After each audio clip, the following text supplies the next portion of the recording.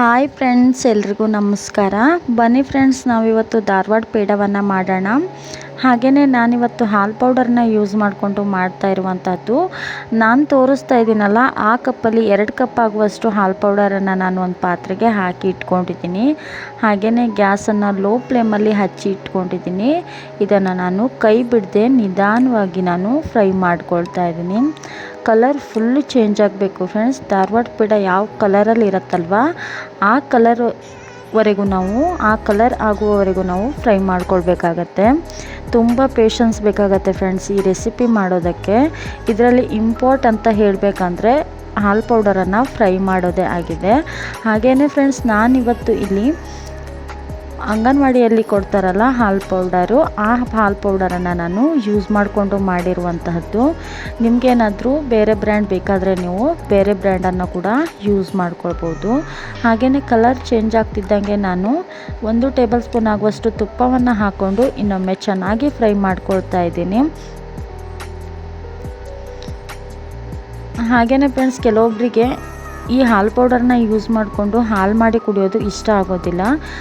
ತುಂಬ ಜನ ವೇಸ್ಟ್ ಮಾಡ್ತಾ ಇರ್ತಾರೆ ಹಾಲು ಪೌಡರಿಂದ ಏನು ಮಾಡೋದು ಅಂತ ಹೇಳಿಬಿಟ್ಟು. ಅದಕ್ಕೋಸ್ಕರ ನಾನು ಈ ಹಾಲು ಪೌಡರನ್ನು ಯೂಸ್ ಮಾಡಿಕೊಂಡು ನಾನು ರೆಸಿಪಿಯನ್ನು ನಿಮಗೆ ಶೇರ್ ಮಾಡ್ಕೊಳ್ತಾ ಇದ್ದೀನಿ. ನಿಮಗೇನಾದರೂ ಇಷ್ಟ ಆಗಿದ್ದರೆ ಈ ರೆಸಿಪಿ ಪ್ಲೀಸ್ ಲೈಕ್ ಮಾಡಿ ಅಂತ ಕೇಳ್ಕೊಳ್ತೀನಿ. ಫುಲ್ ಕಲರ್ ಚೇಂಜ್ ಆಗಬೇಕು ಫ್ರೆಂಡ್ಸ್, ಅಲ್ಲಿಯವರೆಗೂ ನಾನು ಫ್ರೈ ಮಾಡ್ಕೊಳ್ತೀನಿ. ನೋಡ್ತಾ ಇರ್ಬೋದು, ಇವಾಗ ಕಲರ್ ಫುಲ್ ಚೇಂಜ್ ಆಗಿದೆ ಫ್ರೆಂಡ್ಸ್. ಇಲ್ಲಿಯವರೆಗೂ ನಾನು ಫ್ರೈ ಮಾಡ್ಕೊಳ್ತೀನಿ. ಹಾಗೆಯೇ ನಾನು ಆವಾಗ ತೋರಿಸಿದ್ನಲ್ಲ ಕಪ್ಪು 2 ಕಪ್ ಆಗುವಷ್ಟು ಹಾಲು ಪೌಡರ್ನ ತೆಗೆದುಕೊಂಡಿದ್ದೆ ಅಂತಿದ್ದೆಲ್ಲ, ಅದೇ ಕಪ್ಪಲ್ಲಿ ನಾನು 1.5 ಕಪ್ ಆಗುವಷ್ಟು ಹಾಲನ್ನು ಯೂಸ್ ಮಾಡ್ಕೊಂಡಿದ್ದೀನಿ. ಸ್ವಲ್ಪನೇ ಹಾಕಿ ನಾನು ಲೋ ಫ್ಲೇಮಲ್ಲಿ ಇಟ್ಕೊಂಡು ನಾನು ಇದನ್ನು ಚೆನ್ನಾಗಿ ಮಿಕ್ಸ್ ಮಾಡ್ಕೊಳ್ತಾ ಇದ್ದೀನಿ. ಇಲ್ಲಿ ಯಾವುದೇ ರೀತಿ ಗಂಟುಗಳು ಆಗೋದಿಲ್ಲ ಫ್ರೆಂಡ್ಸ್, ಯಾಕಂದರೆ ನಾವು ಚೆನ್ನಾಗಿ ಫ್ರೈ ಮಾಡ್ಕೊಂಡಿದ್ವಲ್ಲ ಹಾಲು ಪೌಡರನ್ನು, ಅದಕ್ಕೋಸ್ಕರ. ಹಾಗೆಯೇ ನಾವಿಲ್ಲಿ ಚೆನ್ನಾಗಿ ಇದನ್ನು ಮಿಕ್ಸ್ ಮಾಡ್ಕೊಳ್ತಾ ಇದ್ದೀನಿ. ನಿಮಗೆ ಬೇಕಿದ್ದರೆ 1 ಟೇಬಲ್ ಸ್ಪೂನ್ ಆಗುವಷ್ಟು ತುಪ್ಪವನ್ನು ಕೂಡ ನೀವು ಯೂಸ್ ಮಾಡ್ಕೊಳ್ಬೋದು.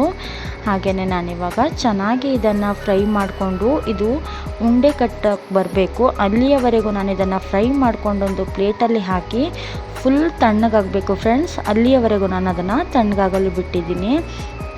ಹಾಗೆಯೇ ನಾನಿವಾಗ ಫುಲ್ ತಣ್ಣಗಾಗಿದ ಮೇಲೆ ಅದನ್ನು ಒಂದು ಸಲ ಚೆನ್ನಾಗಿ ಮಿಕ್ಸ್ ಮಾಡಿಕೊಂಡು ಬೂರಾ ಸಕ್ಕರೆ ಅಂತ ಹೇಳ್ತಾರಲ್ಲ ಫ್ರೆಂಡ್ಸ್, ನಾನು ಇದನ್ನು ಹಾಕ್ಕೊಂಡು ಮಿಕ್ಸ್ ಮಾಡ್ಕೊಳ್ತಾ ಇದ್ದೀನಿ.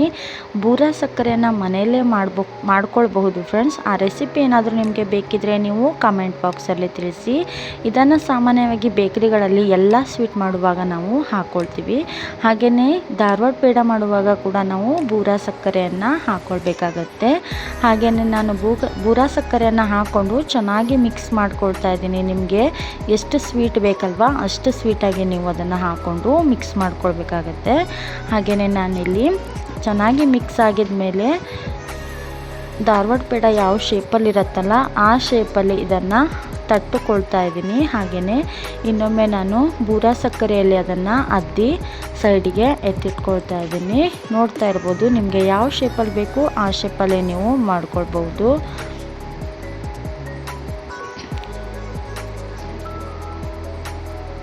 ತುಂಬಾ ಚೆನ್ನಾಗಾಗುತ್ತೆ ಫ್ರೆಂಡ್ಸ್, ಎಲ್ಲರೂ ಕೂಡ ಟ್ರೈ ಮಾಡಿ. ತುಂಬಾ ಈಸಿಯಾಗಿರುವಂತಹ ರೆಸಿಪಿ. ಹಾಗೆಯೇ ಹಾಲು ಪೌಡರನ್ನು ಯೂಸ್ ಮಾಡಿಕೊಂಡು ಇನ್ಯಾವ ತರಹದ ವಿಡಿಯೋ ಬೇಕು ಅನ್ನೋದನ್ನು ನಿಮಗೆ ತಿಳಿಸಿ, ಇನ್ಯಾವ ರೆಸಿಪಿ ಬೇಕು ಅನ್ನೋದನ್ನು ನೀವು ಕಮೆಂಟ್ ಬಾಕ್ಸಲ್ಲಿ ತಿಳಿಸಿ. ನಾನು ಕೂಡ ಟ್ರೈ ಮಾಡ್ತೀನಿ. ಹಾಗೆಯೇ ಫ್ರೆಂಡ್ಸ್, ಯಾರಿಗಾದರೂ ವಿಡಿಯೋ ಇಷ್ಟ ಆದರೆ ಪ್ಲೀಸ್ ಲೈಕ್ ಮಾಡಿ. ಹಾಗೆ ಸಬ್ಸ್ಕ್ರೈಬ್ ಮಾಡ್ಕೊಳ್ಳದೆ ವಿಡಿಯೋನ ನೋಡ್ತಾ ಇದ್ದರೆ ಪ್ಲೀಸ್ ಸಬ್ಸ್ಕ್ರೈಬ್ ಮಾಡ್ಕೊಳ್ಳಿ ಅಂತ ಕೇಳ್ಕೊಳ್ತಾ ಇದ್ದೀನಿ. ಹಾಗೆ ಪಕ್ಕದಲ್ಲಿ ಬರುವ ಬೆಲ್ಲೈಕನನ್ನು ಕ್ಲಿಕ್ ಮಾಡಿ. ಇದರಿಂದ ನಾನು ಹಾಕುವಂತಹ ವಿಡಿಯೋಗಳ ನೋಟಿಫಿಕೇಷನ್ ನಿಮಗೆ ಬಹುಬೇಗನೆ ದೊರೆಯುತ್ತದೆ. ಇದರಿಂದ ನೀವು ಸುಲಭವಾಗಿ ವಿಡಿಯೋಗಳನ್ನು ನೋಡ್ಬೋದು. ಹಾಗೆಯೇ ಫ್ರೆಂಡ್ಸ್, ನಾನು ಟೇಸ್ಟನ್ನು ಕೂಡ ಮಾಡಿ ತೋರಿಸ್ತಾ ಇದ್ದೀನಿ. ತುಂಬಾ ಚೆನ್ನಾಗಿತ್ತು, ತುಂಬಾ ಸಾಫ್ಟಾಗಿ ತುಂಬಾ ಚೆನ್ನಾಗಿ ಬಂದಿತ್ತು ಫ್ರೆಂಡ್ಸ್. ನಿಜವಾಗ್ಲೂ ನೀವು ಕೂಡ ಟ್ರೈ ಮಾಡಿ. ಸೇಮ್ ಬೇಕರಿಗಳಲ್ಲಿ ನಾವು ಧಾರವಾಡ ಪೇಡ ತಿಂತೀವಲ್ಲ ಅದೇ ರೀತಿ ಇತ್ತು. ಹಾಗೆಯೇ ಇಲ್ಲಿಯವರೆಗೆ ನನ್ನ ವಿಡಿಯೋ ನೋಡಿದ್ದಕ್ಕೆ ನಿಮಗೆ ಧನ್ಯವಾದಗಳು.